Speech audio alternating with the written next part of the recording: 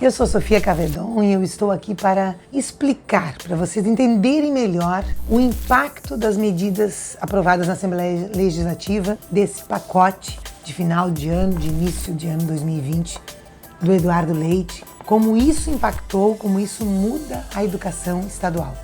E eu identifiquei 5 pontos e quero trabalhar cada um deles com vocês.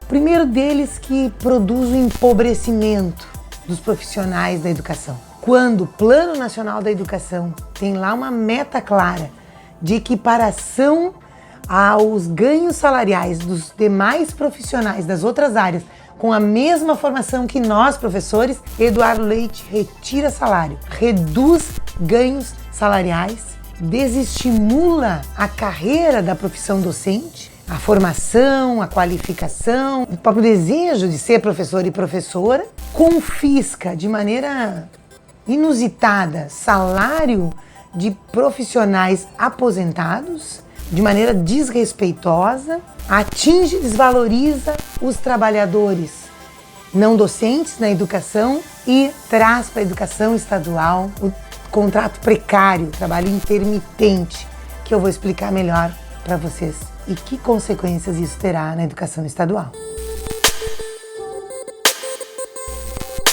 O desestímulo à carreira docente. A carreira dos professores do estado do Rio Grande do Sul é uma carreira que não vai estimular a progressão, a qualificação, a permanência e o investimento. Por quê? Porque o salário inicial vai ser muito parecido com o salário final.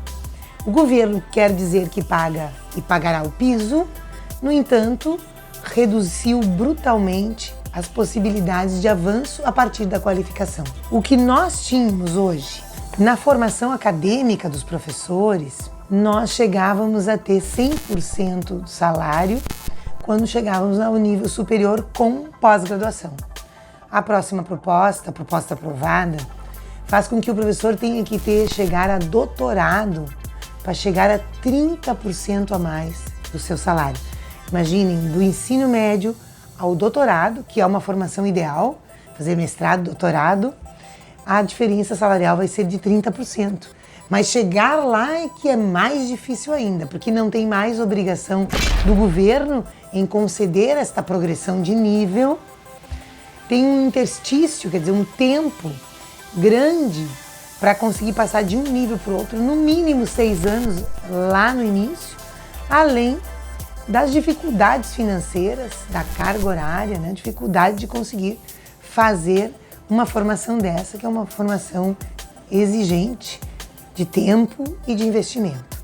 O avanço na classe também, classe A até a classe F, que é uma valorização do tempo de serviço e da qualificação permanente, teve uma redução brutal.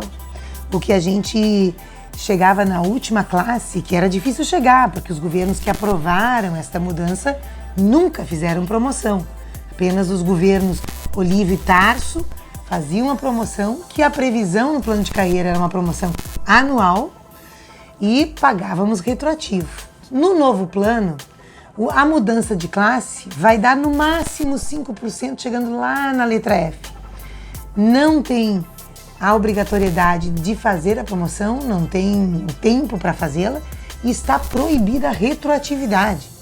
Então, vai ser muito difícil avançar na classe. Já no nível, não vai ter o reconhecimento nem os valores, na classe menos ainda, só 5%, quando chegava a 50%.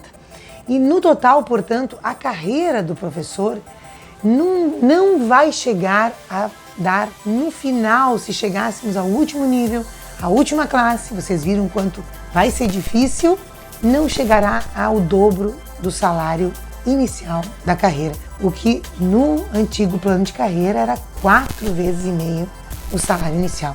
Então é de fato dizer ao profissional da educação que não é vantajoso, que não é estimulante e que não se valoriza a sua qualificação.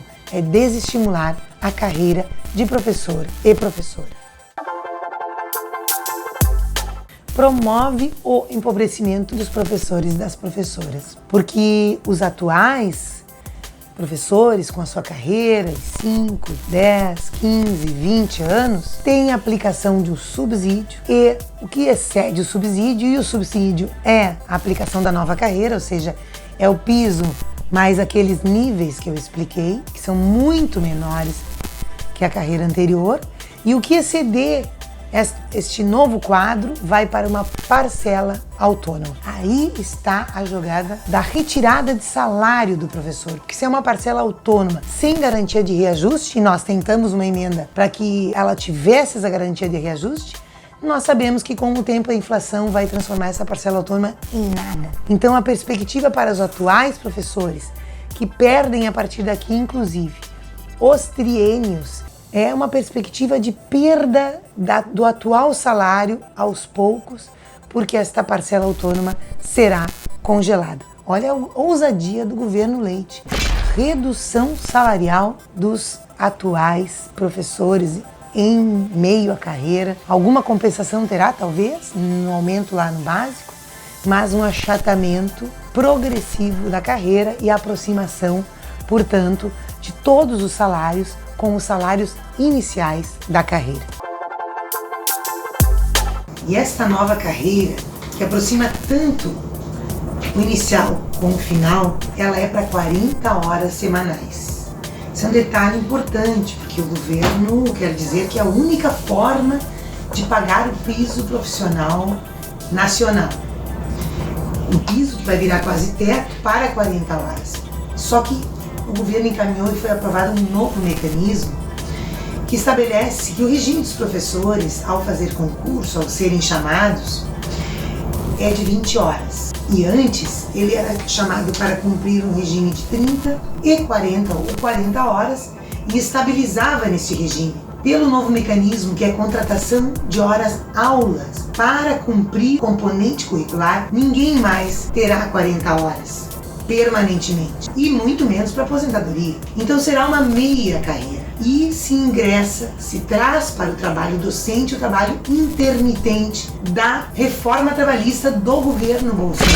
E esse trabalho é perverso, porque o professor vai estar em alguns momentos na escola, não vai poder compor grupo, a escola vai ter grupos diferenciados a cada tanto, planejamento coletivo fica prejudicado, avaliação, os vínculos com a comunidade escolar.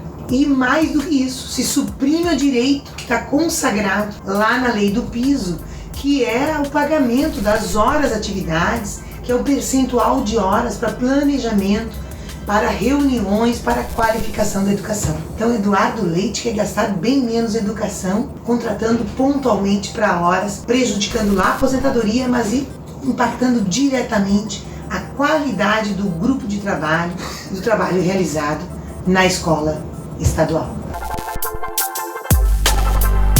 Preciso falar também dos servidores de escola, que ficam tão invisibilizados e que são tão fundamentais, que fazem a secretaria, fazem a limpeza, fazem a alimentação escolar.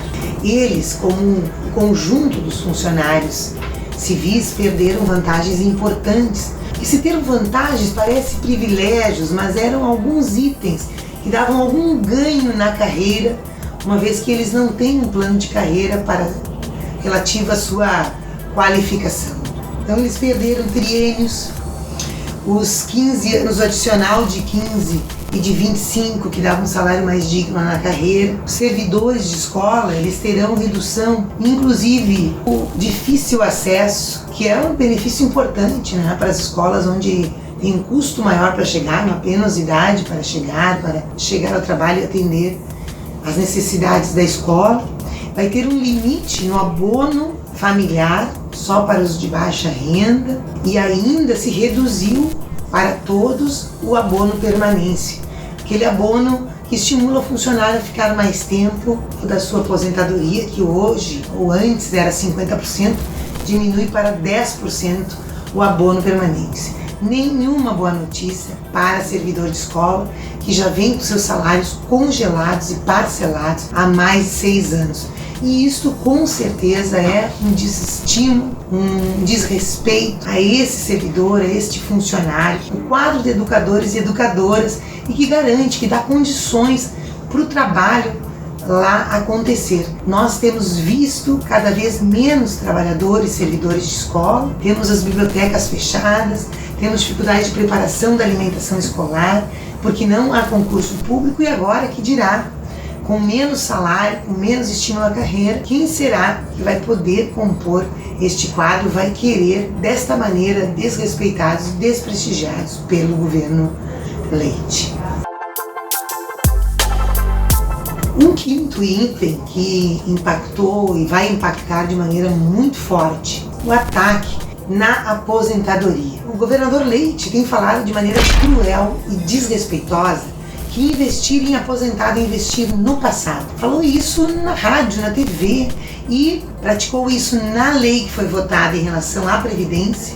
Mais ou menos 10% do salário dos atuais aposentados será confiscado, porque eles passarão a contribuir para a sua própria aposentadoria e para salários abaixo do teto do INSS. Não é para altos salários não, porque esse discurso de que está atacando privilégios não se concretizou na prática.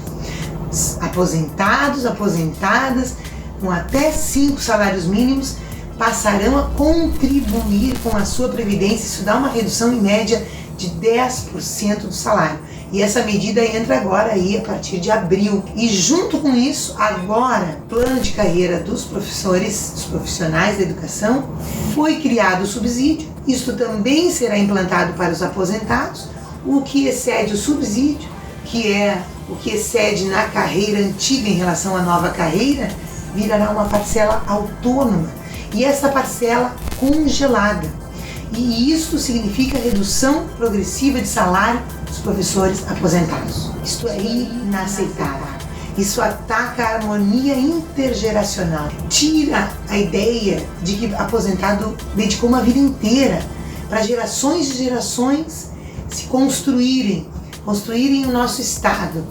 E cria a ideia de que aposentado é um sujeito descartável, quando ele é um fator fundamental para a economia do Estado, e ele é um fator fundamental para a coesão social, para a relação intergeracional, para o bem-estar. Esse desrespeito aos aposentados é inaceitável. Eduardo Leite não tem ideia do que é isso, né? É um jovem irresponsável com a vida humana, irresponsável com a educação, faz caixa, mente em relação à questão fiscal do Estado do Rio Grande do Sul, aumentando o déficit para tirar mais ainda da educação estadual. É muito grave. Por isso nós votamos contra, nós tentamos colocar emendas, nós combatemos de maneira incansável.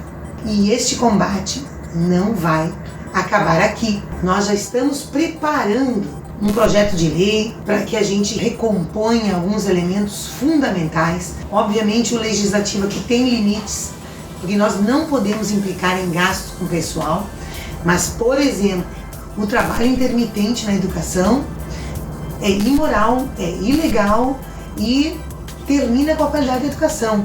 E nós vamos enfrentar de maneira legislativa também, mas principalmente o combate político, a luta política, o fortalecimento da organização dos trabalhadores e trabalhadoras em educação para reverter esse quadro. A consciência de tudo que foi processado até aqui nos ajuda a entender o quanto é preciso nos organizar mais ainda para enfrentar esse modelo. Modelo que não deu certo em nenhum momento na história do Estado do Rio Grande do Sul, e é um modelo que joga toda uma geração ao desestímulo de estar na educação com os trabalhadores e de sucesso escolar.